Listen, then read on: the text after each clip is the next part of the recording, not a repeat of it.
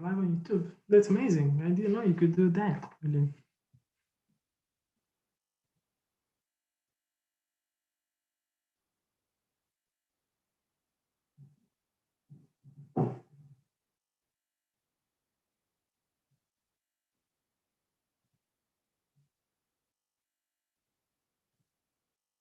Yes, so we're live and I hear a delay, so I should turn off my volume for that YouTube.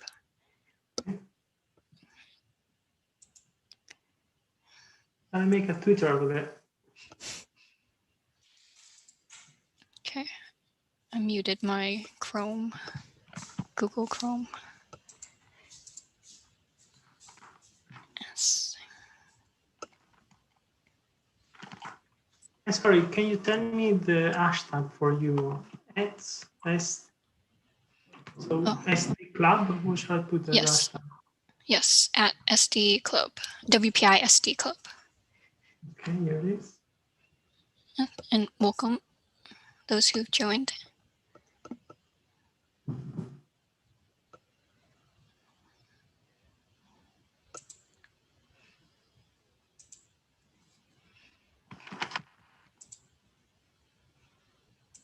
I call it economics chapter.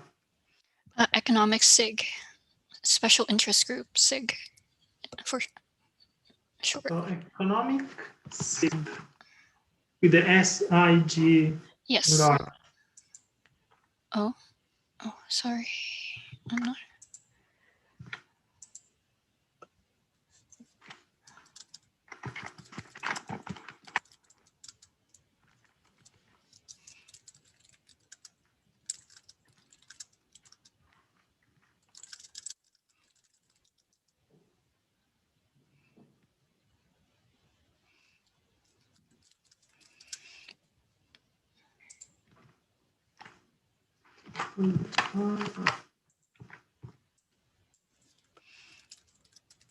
That's it.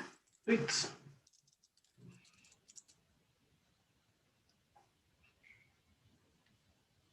Oh well, I could have put also my picture on that.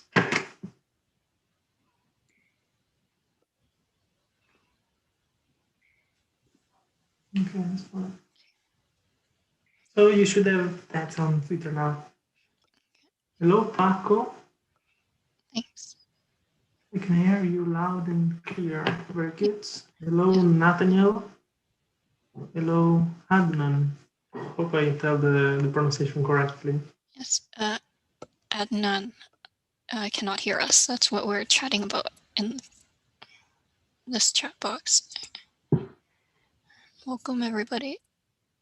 Just so you know, we're already live streaming to YouTube.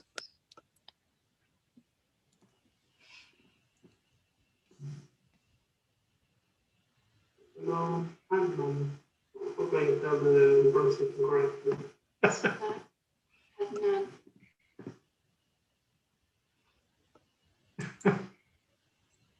Maybe you should put it for what, 5 minutes more. So okay. So 5 minutes we get to the presentation. Good. Yes. Most people join within 2 minutes, plus or minus 2 minutes of the hour. Okay, that's fine. So you said also the presentation should be 30 minutes with 30 minutes like discussion or questions, right? Yes, that's what we recommend because we want a more interactive type meeting versus an informative type meeting, because we think people, the presenter and the participants, get more value when it's interactive. You're thinking, you're learning, not just sitting there watching a movie, you know. Yeah, definitely.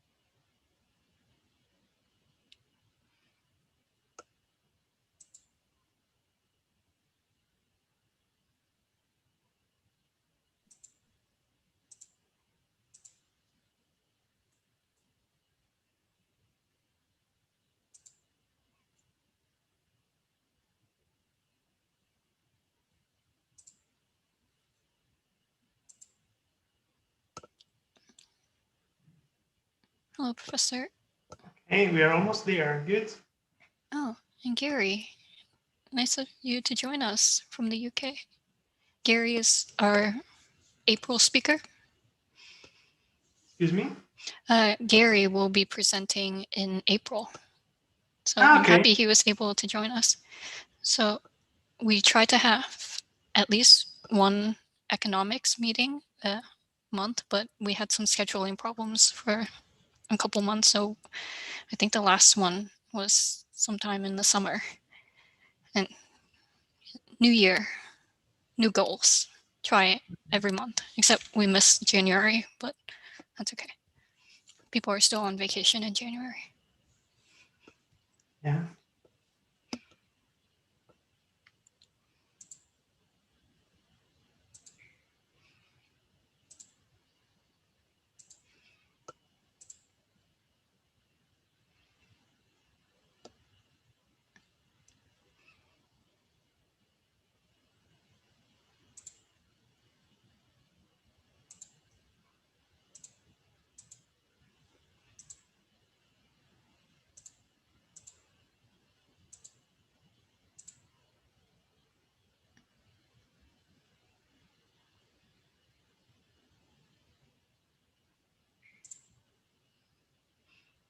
Should also make Professor Radzicki co-host. Okay. Would you like to share your slides now so we can be ready? Yeah, we can do that, definitely. So that could help, actually. Yes.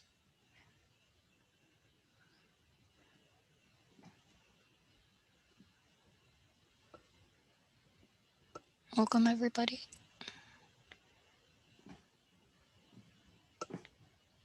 Slide on.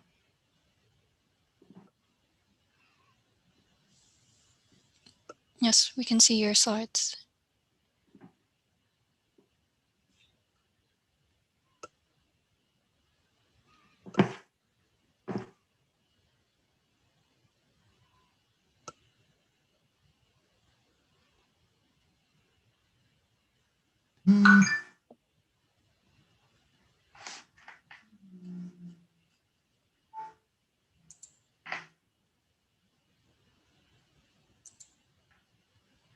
Hello, Professor. We're already live streaming to Hello? YouTube. Okay.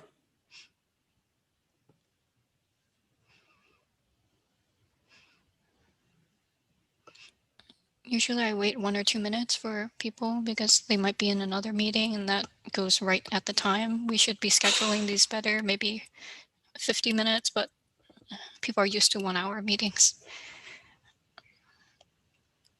Yes. And currently we have 11 people. And 2 people on the live stream on YouTube, actually. Oh, that's interesting. I think one is me and one is my girlfriend. Oh, That's likely. nice. Thank you for joining. 14 people here in Zoom. Okay.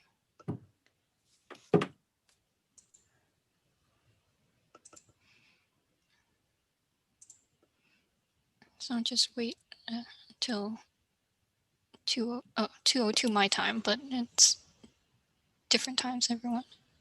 Welcome, people who are around the world. Okay. And now start the recording too. I should do that.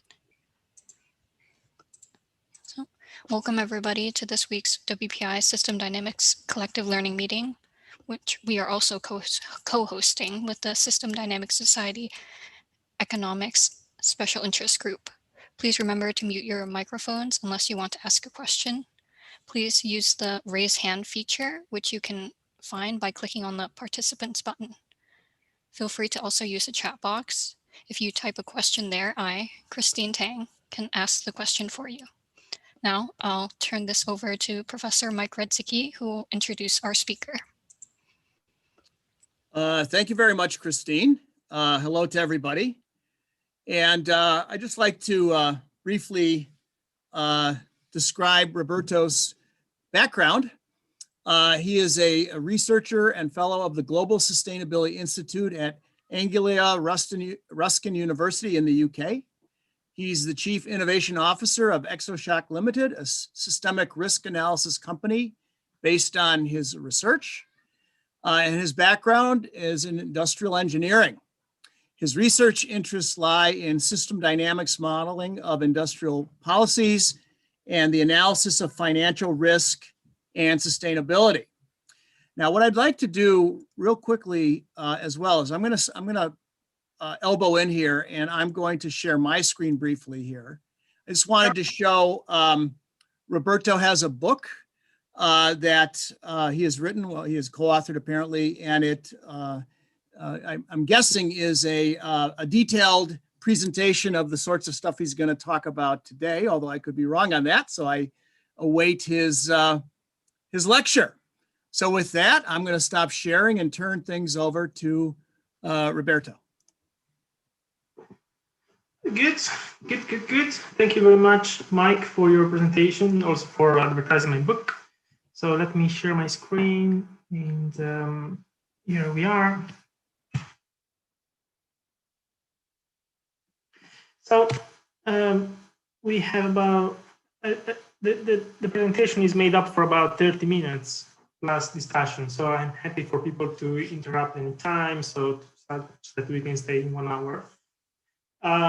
So in this presentation, starting from the book as Mike was describing, I'm going to talk basically about the ERRE simulation model. The ERRE stands for Economic Risk Resource Environment, that I'm going to talk through this presentation. And what I want to show, just for this half an hour, was the problem of dealing with the economic theory for system dynamics modelers that I end up like dealing a lot during my path as a PhD and postdoc in the UK.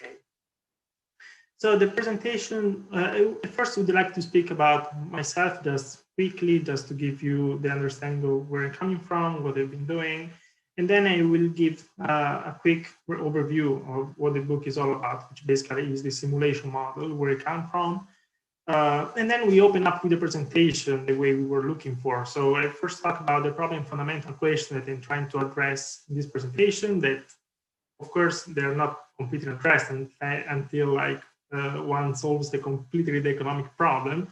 So it's also a question for everybody to think about and to look at the end of this presentation. And then we talk about the ERRE model, in particular about two elements. So two parts. One is basically the chapter 5 of the book that Michael was talking about, which is kind of a richer type of book. And then I will present a lot of the online appendixes, which are mainly made freely online, so you can access them as much as you like. So I will talk a little bit about the background system boundaries, differences between the ERRE model and the PhD thesis of John Sterman. That's where my model comes from. And then I will talk about the economics behind the ERRE model structures. And then we conclude with take-home messages and feedback. So starting from myself, well, what I'm doing at the moment is to work at the Global Sustainability Institute at Anglia Ruskin University in Cambridge. And I'm part of a project called Economics of Energy Innovation and System Transition, which is basically a large consortium made up of 60 universities between China, India, Brazil, UK, Europe. And we try to cope with the way in which we should be modeling energy innovation to make sure that we get to the zero carbon targets by 2030, 50, or whatever we manage to do that. And we are dealing with all of these countries at the same time. So one of the elements I'm doing there is to really thinking a lot about I'm the representative of system dynamics in the UK at the moment for this particular project. And then we'll look a lot about the economics. So even the economic theory that links that to system dynamics. So one thing I did before doing this for about 1 year was like taking care about this ExoShock, what it was talking about, what Mike was talking about. So ExoShock basically is something that came up of my PhD and postdoc, in the sense that my PhD started in 2014, project called Global Observatory Project. It was about building a gigantic So basically a large agent-based and system dynamics model hybrid system, where the system dynamics was myself with the limits to growth, and then a colleague was doing an agent-based with looking at political fragility, and then I end up into the Center for Understanding of Sustainable Prosperity, which is my postdoc, where from the model I built in the PhD, I could expand that, looking a lot about the economic theory, trying to build up a new narrative to basically change the way policymakers, in particular in the UK, think about sustainability. And somehow that Center for Understanding Sustainable Prosperity built up my ExoShock project, which also is the same that I'm building up at the moment, which is a multi-country global risk system dynamics model. As a background from that, I'm simply an industrial engineer that I love to do all the time. And I basically coming from Italy. So background of the book, background of the ERRE model. So the ERRE model started in 2014 in my PhD, Global Resource Observatory project under Nebraska University. And then I built up on CASP, creating a multi-country framework out of the model of the PhD. So the PhD model was based mainly on two particular models that I could get my hands on at the time.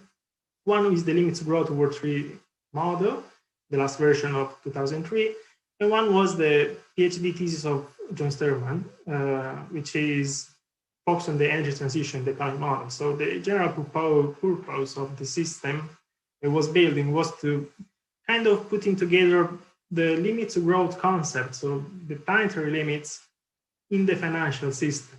So putting the two models together could help out quite a lot to think about that. And what it is in text is a global aggregated impact assessment model to catch the systemic risk emerging from interactions between economic growth and environmental limits, with the idea also of putting some shocks in the system. The book was published, the model is there, and all the equation you can just go look for myself on the Angry Ruskin website that you can get. The model online is there, and you can get the documentation. So what I want to talk about today, based on this experience, so we think about, for example, one of the core principles of system dynamics, which is dynamics are generated by the endogenous feedback structure of the system. Of course, this is probably one of the core, most important elements that distinguishes system dynamics from the other type of economic method. And then if we go into simply the definition, just what a system dynamics modeling should be doing is to catch some sort of system that has some dynamic, as the expression says. Of course, system dynamics, like historically came from industrial dynamics, became a bit more focused on social science, the paper of Forster 1971. But in practice, when we speak about system dynamics today, everything that is dynamic and is a system is something we can catch and call that particular way. So we can call that continuous time approach, yes, but also discrete time, why not? That's possible as a system dynamics model. Can be deterministic structure, but why not a non-deterministic one? Why don't we include some agent-based in that? Is also a dynamic system in there. And at the end of the day, everything which includes feedbacks and complexity can be considered some sort of system dynamics model. I think we can agree with that. So there comes the problem that when you go talk to economic thinking, that was at least my expertise coming from, as I said, an industrial background, which I didn't know much about economics before. In this particular way, since system dynamics can be applied to everything, you end up in a position which you can model pretty much every kind of economic thinking using system dynamics, which is on one side is an amazing thing. On the other hand, you end up in a problem that if you go to look a little bit about economics, you find easily that different economic schools, they fight among each other, they kill each other, they hate each other, they all want to influence policy with different assumptions, and they just don't agree among each other. And the result is that if you have a system dynamics model, which for whatever reason catch more of these theories together in the same framework, because the method of system dynamics is basically this top-down idea of building whatever you can think of, you end up in a big problem because it's going to be very hard to influence a policy unless you have a clear identity in whatever economic theory, on which side you want to put yourself in. So we can think about the approach of system dynamics with the economists, like the elephant is the system dynamics model, and the economists that fight among each other are the blind mans. And that's what the way we can look at this problem.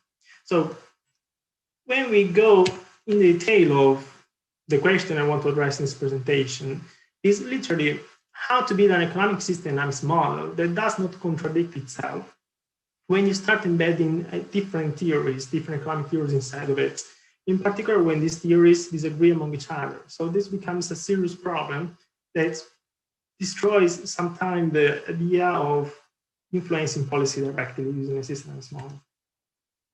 So what I want to do is simply to transfer, or at least speak about what I could learn out of my path in building an ERRE model and doing the thing I've been doing. And so the two main questions I want to look at is why system dynamics can be considered as agreeing with more school of economics, and in particular I'm going to look at behavioral economics, evolutionary economics, post-Keynesian economics, ecological economics, and classical economics, and what can be considered as one unique factor that differentiates system dynamics from any other economic modeling method. So these two questions, of course, I'd like you to think about and tell me what you think maybe at the end of the presentation, since they are going back at the conclusion. So hope you have suggestions for me as well. So ERRE background system boundaries. So first of all, where the model starts from, it starts from the Word 3 model. As I said, my first paper came in 2015, was a calibration of Word 303 model. Jürgen Randers looked at that, he was happy, so I felt like it was a good start of my PhD. So for those who don't know the limits of growth, just quickly, it is a global model, very much aggregated. It doesn't include any finance. The reason why is they want to keep it simple. They just want to show very quickly that finite worlds, that is materially finite, cannot allow the economy to grow forever materially as well. So what the system does is that they put the industrial system at the base of everything. The system, the entire dynamic is based on two reinforcing loops. One is the population growth and one is the industrial growth, which of course generated the exponential growth in the system over time. And unfortunately, the reinforcing loop dominate the simulation for the beginning from the beginning to the simulation to a certain point. At some point, there's a shift in loop dominance, which generates that the limits, which are pollution, land, and resources, the balancing loop becomes stronger than the reinforcing loop, generating the system to collapse. So in this particular model, what we thought could be good for us to build up is that we didn't feel like modeling pollution the same way. We actually didn't feel that the resources, minerals, and everything could be considered at limits. But we start looking at the problem of impact assessment models as they are today, which are climate change and fossil fuels and green energy. We're looking at the energy transition. So from that, what we took was the land sector, and we tried to take it and integrate that into the model of John Sterman of his PhD thesis. So now going to the second model, as I said, Sterman 1981. So Sterman 1981 came from, the god of system dynamics, let's say, the Forrester. So after Limits of Growth, it was published in 1972, he started working on the economic modeling of the US economy, and that's what became the system dynamics national model. And over time, he took one PhD at a time and created more PhD and more leader in the system dynamics community, of course. So 75, there was Nathaniel Maas, who looked at the business cycle with a national model. 78, got the PhD Peter Senji, looking at the investment function and doing comparison with the econometric analysis. 1981, the model of John Sterman, that he was looking a lot about energy transition. And then 1987, at least from what I know, James Hines, that was looking at interest rates. As I said, what we start from was the model of John Sterman. So this model can be found online, is available. So what he did if we can summarize that very quickly, is that it used some of the structures of the system dynamics national model. He developed, modeled completely the energy transition concept. So a model energy market, retrofit of energy of the capital sector, a model conventional and unconventional energy, where to him unconventional was like, is not what I mean today as renewable. I mean, renewable is infinite resources. To him, unconventional was less cheap oil. So after the 1970s peak oil in the United States, they had to move from cheap oil to something more expensive. And that's what they mean as an unconventional energy. And then he modeled the OPEC sector to test different strategies. So the study was to look at the impact of energy transition to the inflation of the US. So a very important question. So what we did in this particular case, we took for doing the ERRE model, all the sector, but excluding the OPEC, since of course we want to do a global model, it was not necessary to assume like a different country or region that competes with my model really. So just to give a short description of the key differences between the two models. So apart from adding the food system, apart from moving the unconventional to renewable, and apart from adding the climate system, the difference comes from the purpose of the model. So of course, it was focused on the long term. So we didn't really need to take care of shocks in the system in any case. It was looking at the energy transition. So in my case, instead, it was also interested in the short and long term. So I want a model that could catch both. I need to address the shocks, resilience, and risk. That was one of the key elements. It didn't have much interest in finance. That in my case, instead, was pretty significant. So making sure that the system could be represented in national accounting system or things like that. I didn't have particular interest in economic theory. I mean, I was looking at the energy transition, as I said. Instead, myself, in particular through my postdoc at the CASP project, I was looking a lot about the economic theory. It was, as I said, very important to build up a narrative for changing the way policymakers do things. So I ended up looking at behavioral, evolutionary, ecological, post-Keynesian, and basically also neoclassical economics. Then it was interested in energy transition, and in many cases was interested not only in energy transition, but also looking at all the limits of the world, and particularly looking at that in the idea of interaction between limits and finance. So just overview, top level system boundaries. On the left and right side, you see what I consider exogenous in this model.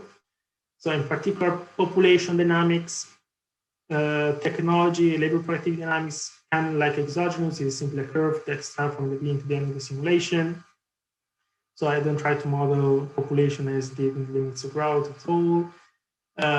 Also other type of shocks on the right side, such as tax changes or money creation, interest rates, would actually be changed exogenously if we want once.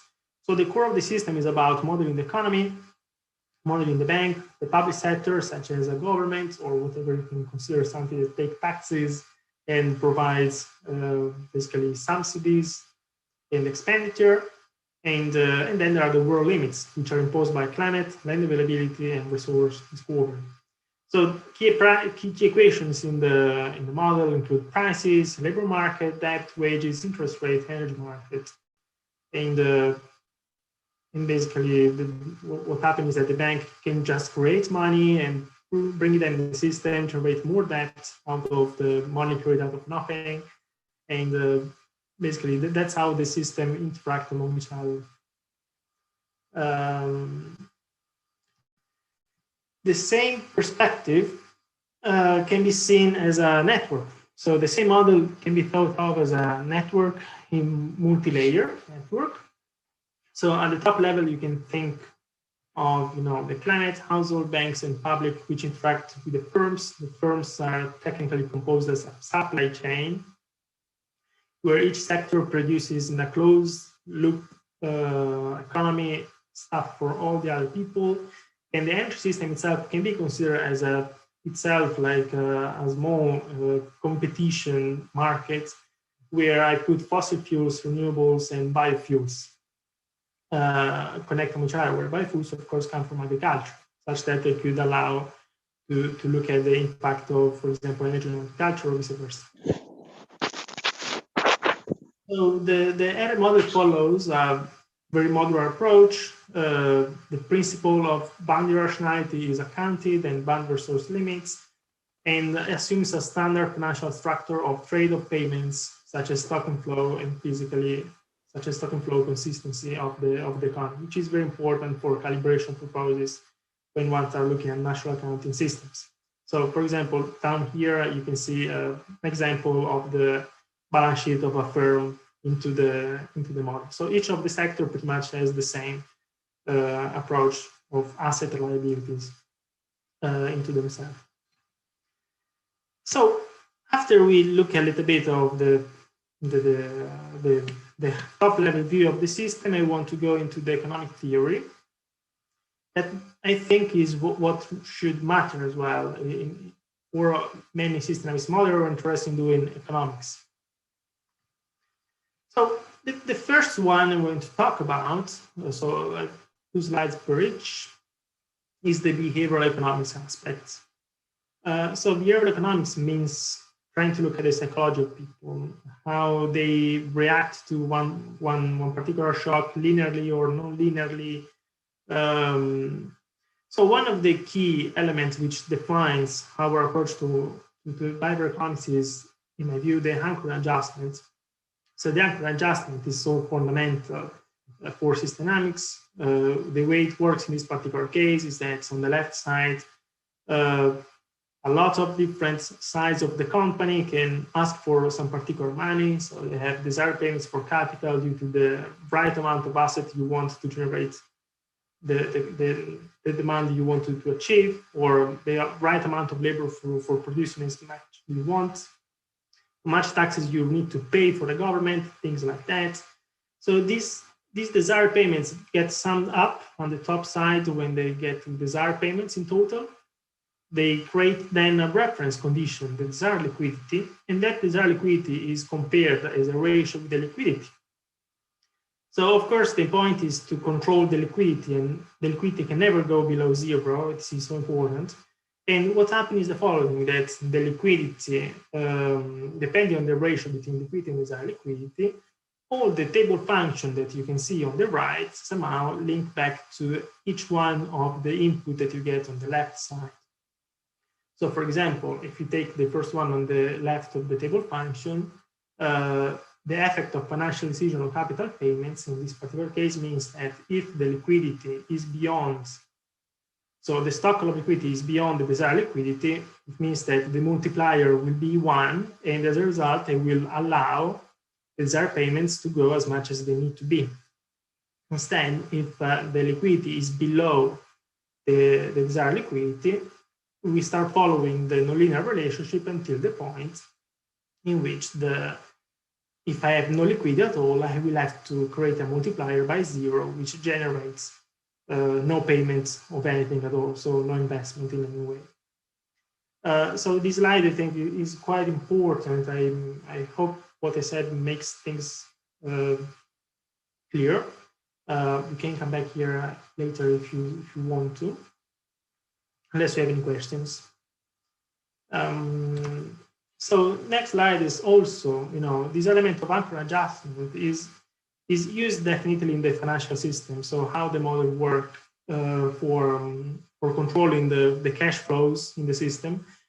Technically, if you start looking at the interaction of components into the firm sector, so you start seeing that you have the hiring of labor, you buy energy, you manage the inventory, and pretty much each and every one of the relationships that are inside of this particular model follow a similar approach. They always have some sort of anchor and adjustment, or a nonlinear relationship which basically link one particular variable to another one. And this is what makes the model very much linked to behavioral economics, in particular looking at the limited cognitive capabilities that influence feedback processes and decision making into the model. So after behavioral, we can speak about evolutionary. So why the model is evolutionary? So when I start looking at the concept of evolutionary economics, I start thinking that the evolutionary means out of equilibrium, right? So it looked like that you just need to have a population growth in the system that the model can be considered as evolutionary. As well as technology change, that means that is evolution. Actually, that's of course not the case. So the main difference between, so I use the concept of evolutionary as the opposite almost of equilibrium type of economic modeling. So equilibrium modeling generally means that the balancing loop always wins against the reinforcing loop. And what happens is that whatever shock you put in the system at some point, the perturbation will go back to generate some sort of equilibrium and stability over time. And that's very, very, very important. Now, if you to that particular model, you add the population growth, of course, the model will always balance back to the new population. So that doesn't really, is not really the condition which makes the model evolutionary. What makes this model in particular evolutionary is the fact that there are structures that generates a new normal in the system. So if you look in particular at the price structure that I use here, this one follows what you can find in textbook as the hill climbing or floating type of structure, which is kind of a floating goal type of structure, really, where you can push the price up or down depending on the pressure that comes from whatever exogenous factor. So in particular, in this case, the price comes at the core between market forces, between costs, these are the two key factors, and at the end, these factors can create pressure on price, which is also dependent on some sort of perception delay dependent on the markets. So as a result, the set of parameters which depend, that create this separation generates evolutionary price, what I would call, that allow the systems, the agents which interact in the system to adapt to a new normal when price changes. This is what will allow also the inflation to come up in this particular system, which is so important. What happens is that the system will evolve constantly towards an irreversible state from the past to the future. So this is a very important element of this model, but probably also more important, in particular for the stability of this particular system, is the way the wages have been modeled. So if the price generates inflationary pressures on wages, what happens is that since wages go back and increase the price again as a matter of cost increase, then you generate a positive feedback loop which generates nominal capital growth in the ERRE system economics model, as well as in the Sterman one, since actually, in particular, the wage element is something I didn't touch from the model of John Sterman of the time. However, it is very important to recognize, and that's just a small but important element, that the benchmarking pressure across sectors, that is the third of the 5 effects which generates pressure on wages, it's probably one of the key elements which generate growth in the system, simply because when one, for example, increases the technology or generates some pressure for inflation into one particular sector in the economy, this pressure gets transported to all the other sectors based on that particular benchmark on wage sector, which of course is so important to generate growth in the system. And this is also one of the reasons which generates stability and inflation increase in this particular model. But that's why the model is considered evolutionary in my view. So now we go towards the other type of schools. Now we look at the post-Keynesian elements. So post-Keynesian theory practice is a school that exists since kind of a long time. So definitely after the 1970s, 80s, it took a lot of shape and the narrative became very clear. So Keynesian is, the economist from Cambridge University, and post-Keynesian basically took his idea of the public system is forward into the basically in today's world, really. So what they believe is a view that is very similar to evolutionary. They believe the world is not in equilibrium. They believe the world can go from past to the future in an irreversible state. They look for realism when they try to understand things. So they do not accept things like the equilibrium. So of course that doesn't make sense for a post-Keynesian perspective to accept equilibrium. And one of the factors that make post-Keynesian so relevant is also the aspect of understanding money. So they really care about understanding of money into the economy.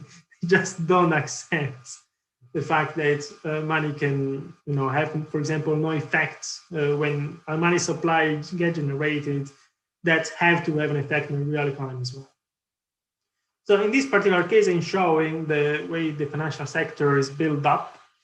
So that generates the money supply in this particular model. So on the bottom side, basically you have the real GDP, and what this model tend to do is to generate a money supply that tend to be as proportional to the real GDP, such that it generates growth. So growth generates further growth.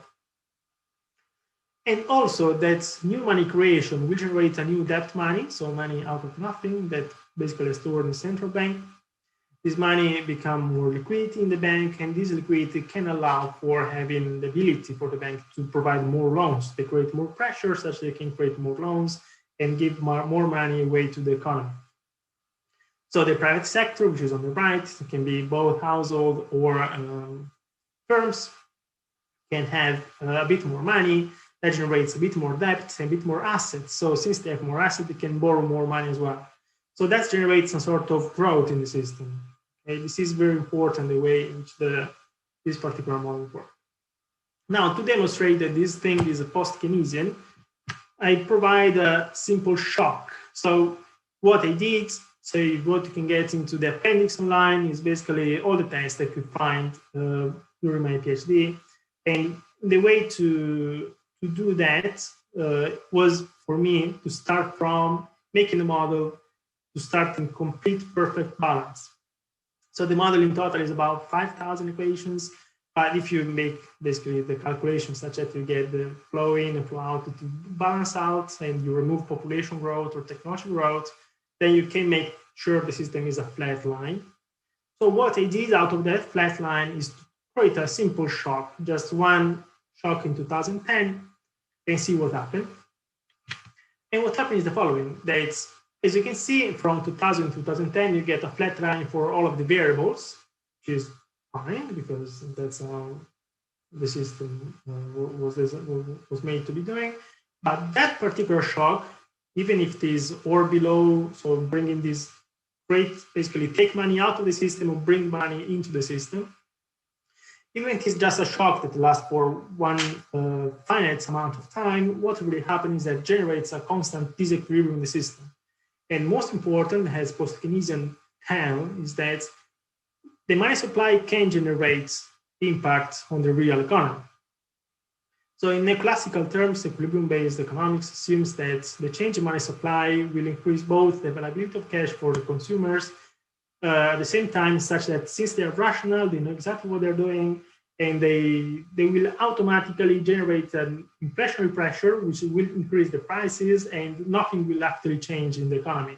So the price will maybe double up if they double up the money supply, but the real economy will produce exactly the same because they're on the money system. The post-Keynesian instead they say, no, actually, put the money in the system, you see that, for example, labor can change. So in this particular case, the E chart is total employment. As you can see, it definitely impacted by this particular shock. The wages get inflated over time. Then there is this effect, the D, financial sector leverage for growth, which basically means how much money the bank can lend or can push. So that particular push that is activated and keep keep floating money into the system, that of course creates an imbalance, which increases more or less the inflation, for example, if the inflation goes up, and can impact more loans and more savings as well. So the reason why this is post-Keynesian is because you can see that money shock can impact the real economy as well. So going towards the why ecological, why ecological, of course, is obvious in the sense that as far as you model the environments, you must be ecological somehow. And in particular, we look at the long-term the long-term negative feedback effect from the environment. So in this particular case, I model climate structure, which is super simple, tree stocks. So it's not really a climate model at all. Or the character structure, that's on the right side is what came up from the world tree, that when you adapt it to the Sturman idea, and that becomes pretty much that thing. So to give an example of simulation, for example, this is the run that you can get out of José thesis that actually kind of inherited of my model because of his model. So what I was doing here is to test again. So this one is also in the appendix. You can just go take it. So to test the depletion scenario of energy. So I first put the model in this equilibrium such that I put, I think, population growth going up. So in fact, all the economy basically start increasing for whatever reason. Resources goes up, fossil fuel shipment goes up. So basically there's an imbalance. There is more demand, so it must grow. But then I apply 4 scenarios. The first one is that I start including the depletion element, which basically generates a bit of collapse of the economy, of course, because if you sensitize the system to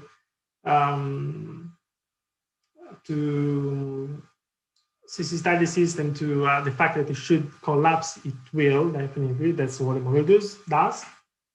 And then I applied 3 other sectors, 3 other shocks, which I assumed like the fossil fuel technology increase.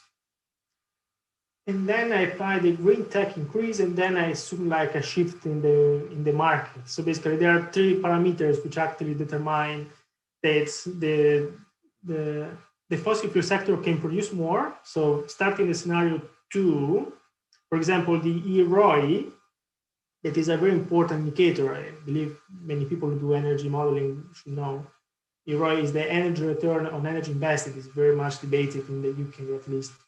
The ERRE grows because I assume that fossil fuel technology will increase, which means they can produce a bit more, so which increase the ERRE. But when the depletion comes, the ERRE collapses as well, creating like a destruction of the fossil fuel industry together with the entire economy. And so basically, having more green tech and green shift generates a bit less dependency of the real economy from the fossil fuel sector, and that's generating fact. So if you look at the chart A, this is the real GDP, the scenario in which I assume both green shift and green tech is not exactly a collapse of the economy. Actually, it's not doing too bad. It's having a big troubles, but not too bad.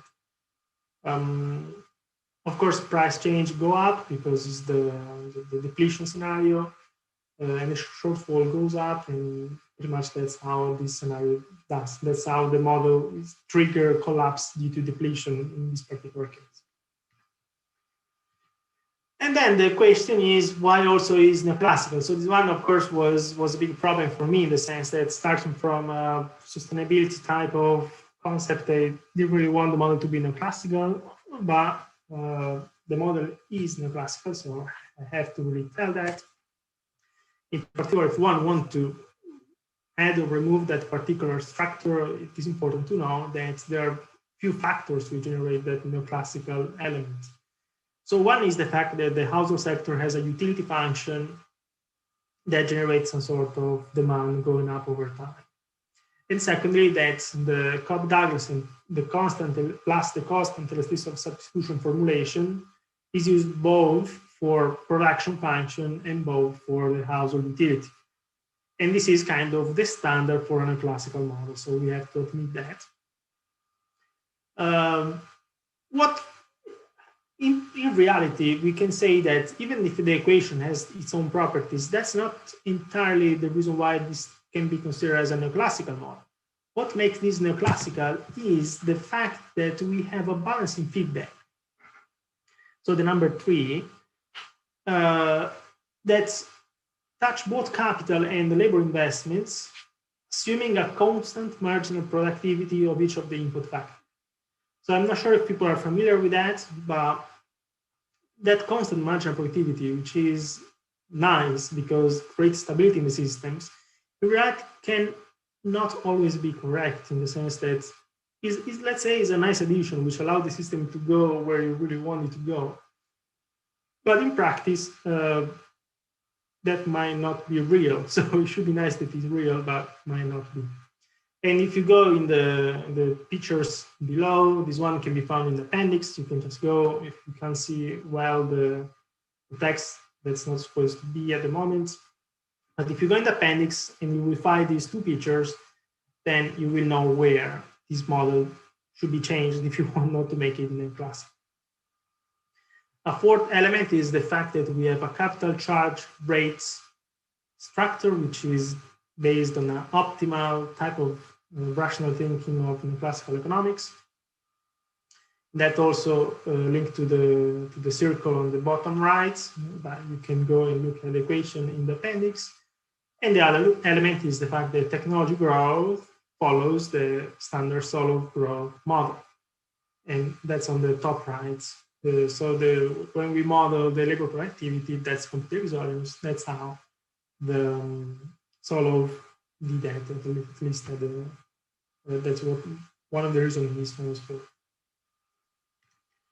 So, ERRE model and the economic theory. So what is very important is that with stock and flows, we can model everything. So every quantitative economic modeling approach can be applied with stock and flows. In my experience, I found myself that many people, when they see system dynamics, they see stock and flows. They don't understand what there's deep inside of it. They pretend that stock and flows means really, they summarize basically system dynamics with that. But in practice, in the ERRE model, you can see there's 5 schools of economics: behavioral, evolutionary, post-Keynesian, ecological, and classical. And the reason why is because of the behavioral is the nonlinear human behavior. Evolutionary is the path dependencies in the system, which depends on this sort of irreversible evolutionary aspect.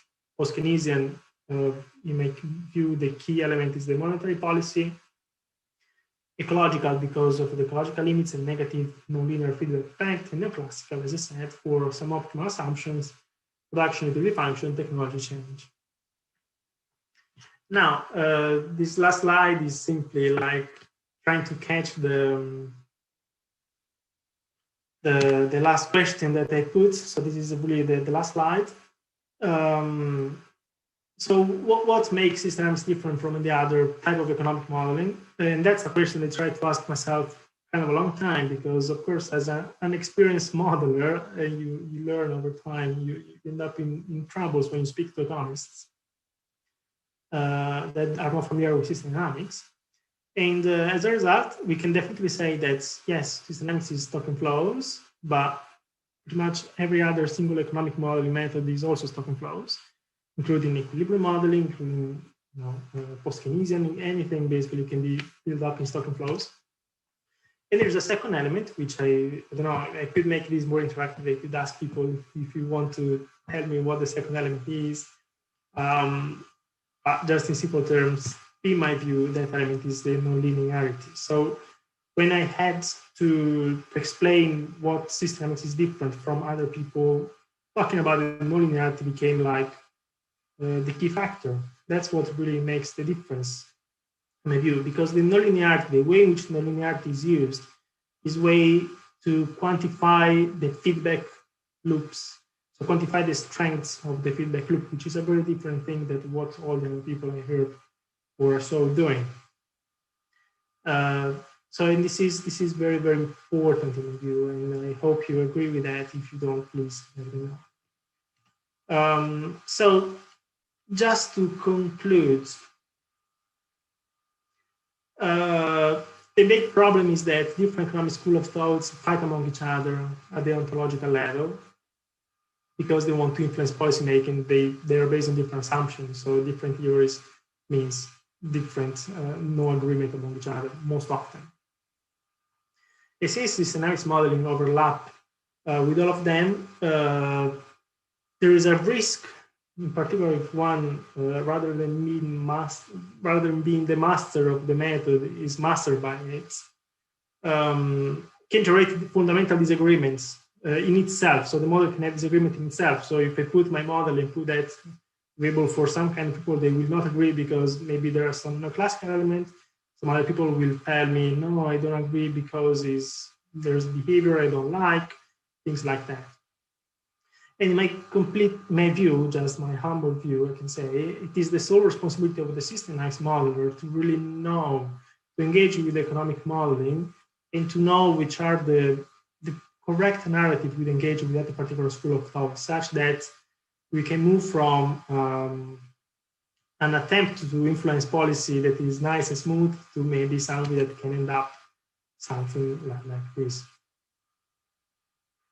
The elephant among those who don't know what the element is all about. So thank you very much. This is my reference. If you have any question or any comment, please, I'm very happy to hear all about that. Thank you so much for your presentation. So there has been a question in the chat, but I wasn't so sure because you talked about post-Keynesian monetary theory. And so the question is in regards to why system dynamics can be considered as agreeing with more schools of economics. And the question was, does that include modern monetary theory? Excuse me, did you read this is your question, right? No, this is a question in the chat. I don't know if the person would like to unmute themselves because I'm not sure if you wanted to post this anonymously. Okay, so the why systems can be considered agreeing with all of the schools is simply because of the structure that we put in the system. So some elements of system dynamics methods, such as the linearity or feedback or the anchor adjustment generates, tells that we can speak about ourselves as behavioral economists if we want to. Monetary policy and this focus on the reality can tell we are also post-Keynesian economists. Ecological, because we model the environments and so on. So pretty much these are the five schools that I wanted to put, evolutionary for that reason. But at the same time, it is important that, so technically, as I was trying to say, I can remove all of the nonlinear relationship if I want.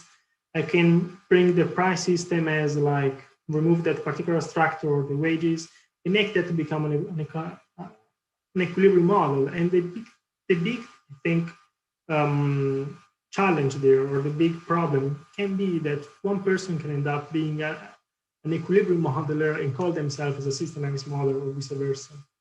And I feel that is kind of an important element. So I think some people can do that. So people have ideas that even to tell me that I'm not right, that I'm very happy to hear that. So on the side of the monetary, I am not economist, so if Mariana is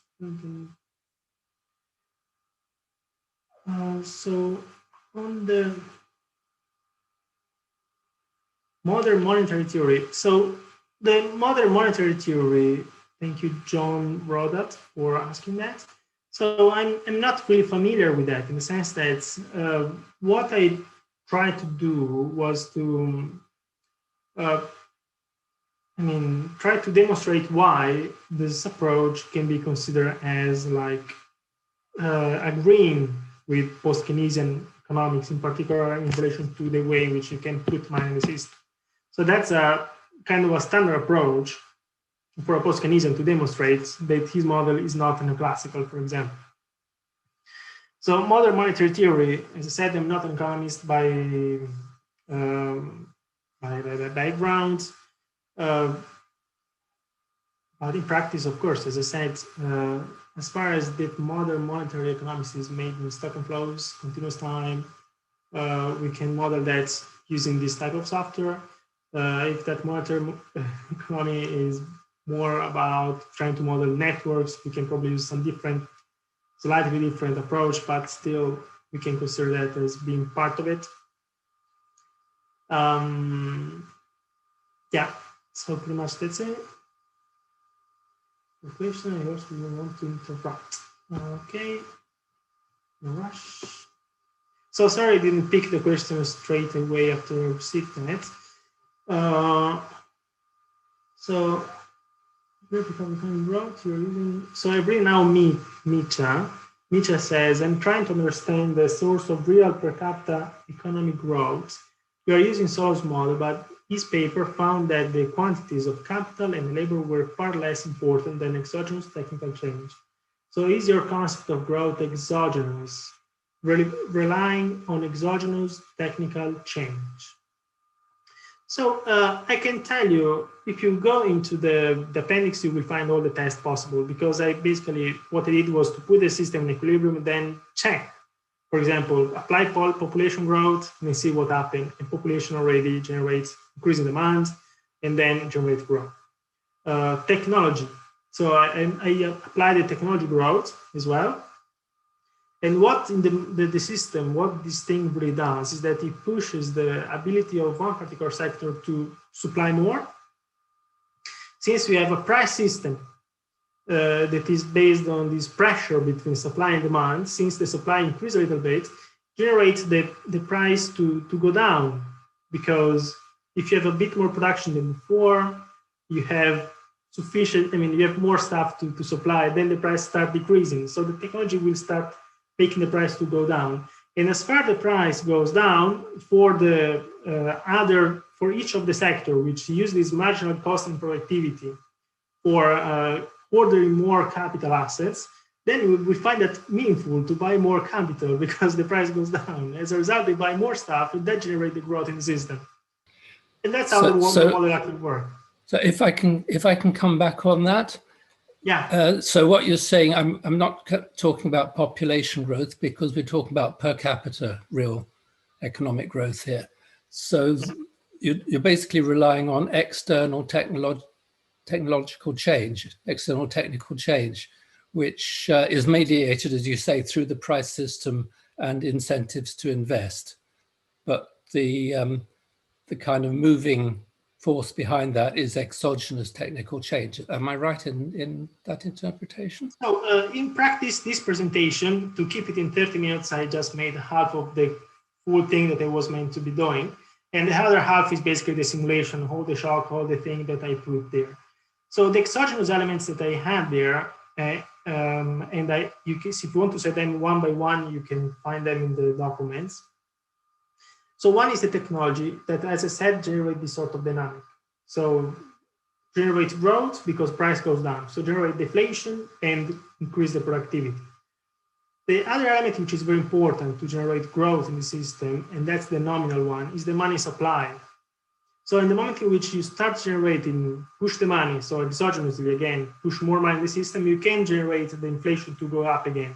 That goes very similar to monetary theory at that point. So it's a very interesting probably element. When you put them together, you can generate a calibration in the system such that you can match both the real economic growth and both the inflation growth. So these are two elements. So to answer your question, yes, the technology growth generates system growth here, but that due to the feedback effect that I was describing before. If that's clear. Anything, Mike, if you want to? I think that's as far as we can go. I think. Yeah, I'll have a further look at your model. Thank you. Yes, please. Anytime. If you want to catch me on email, I'm here to answer them. So then I have John Rodolph again. MMT is really a subset. MMT, I believe, modern monetary theory, subset that in today's environment speaks primarily to issues of government debt. for governments that issue their own money, see Carlton, the deficit limit. So in practice, the element of money creation. So I can tell that this model is quite weak. So I improved the model of Sterman in this particular aspect, but I can tell it's still weak to explain the modern monetary theory as we were talking about. So for example, quantitative easing, money creation, the central bank buy the government debt, the government has more money they can spend. So all of these elements are not captured in the system, but it is possible to, of course, add them up. And I'd like to do more work on that. We'll see how that goes.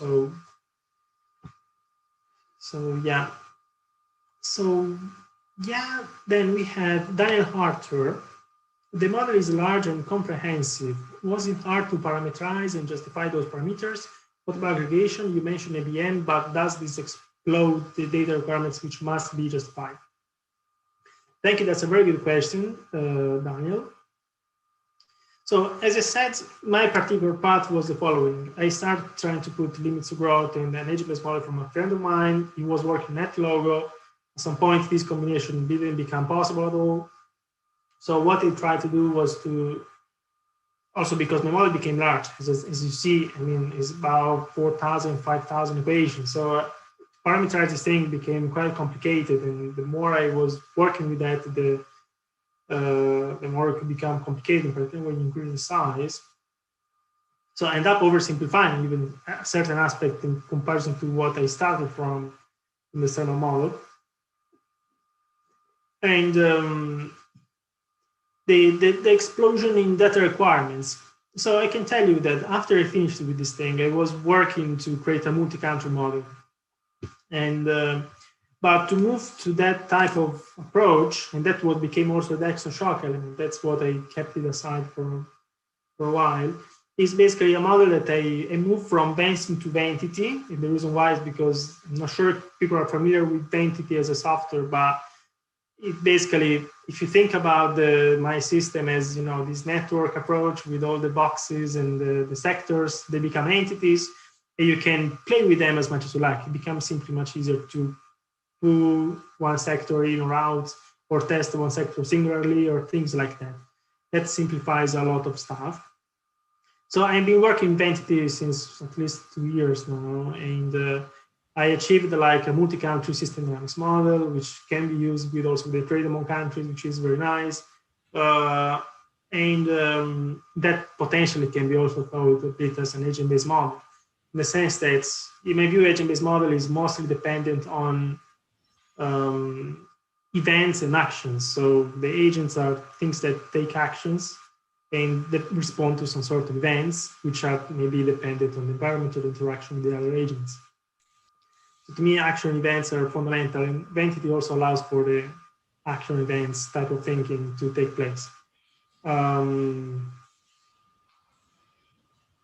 potentially that could help as well. It's much easier also to put the data in the system, things like that. Then I have John Brodats.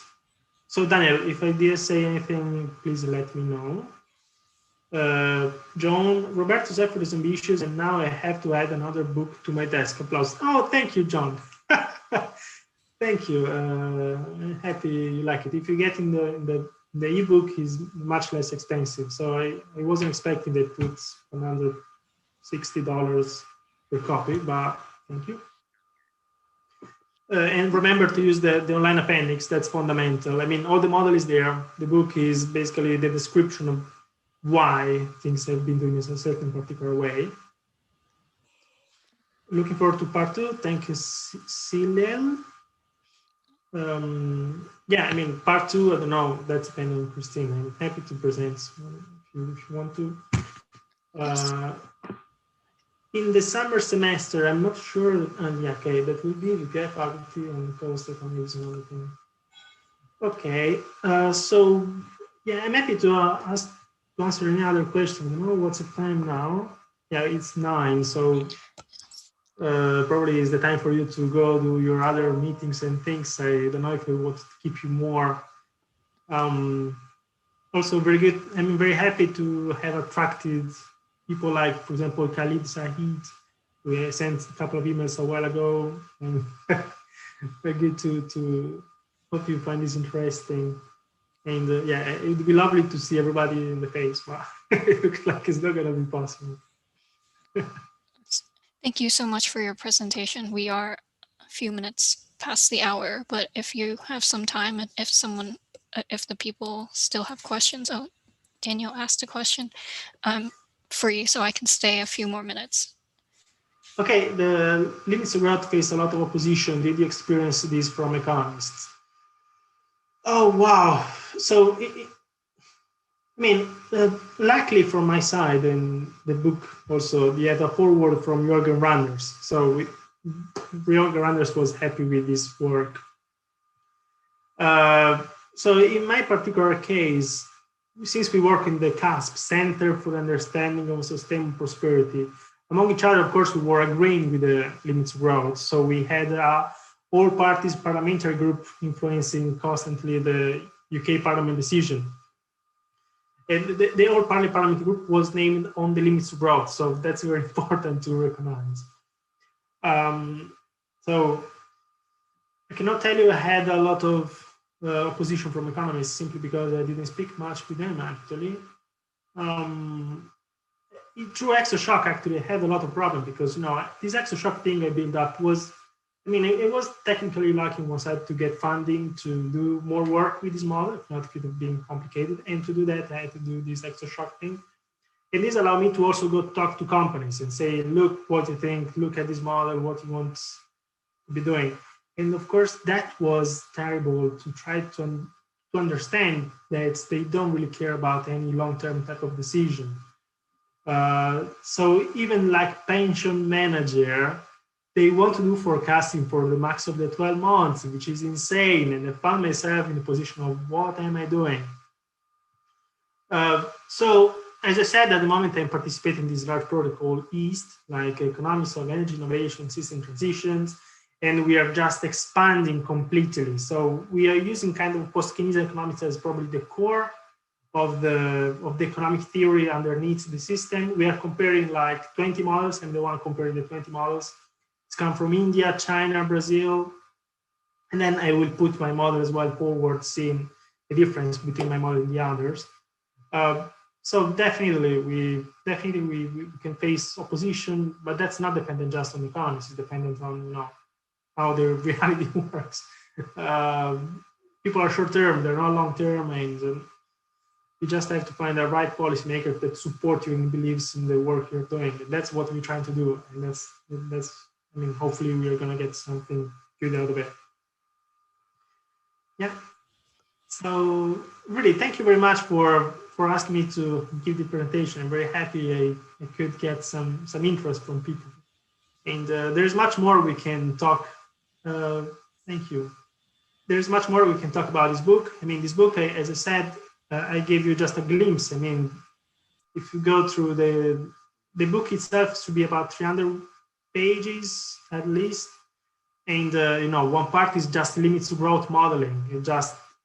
So two chapters are just on the limits to growth. I try to explain that using the nonlinear relationship, which is something that wasn't done neither by Dennis Meadows, for example, or Jorgen. Then a chapter is about economic theory. You just want to know economic theory, and then the model itself. But the appendix then is so important because I was so happy to put it available online for free for everybody, and it's 250 pages.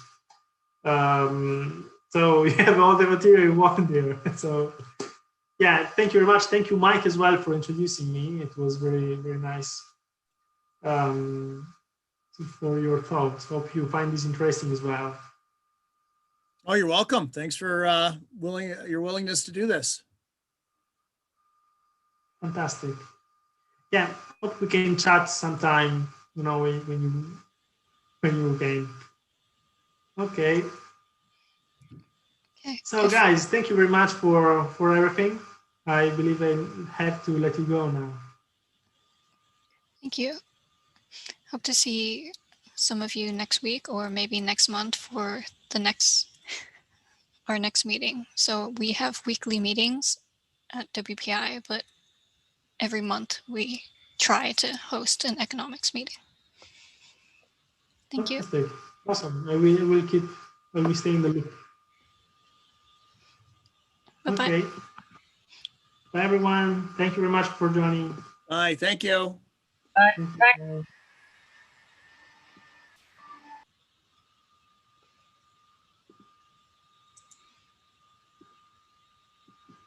Stop share.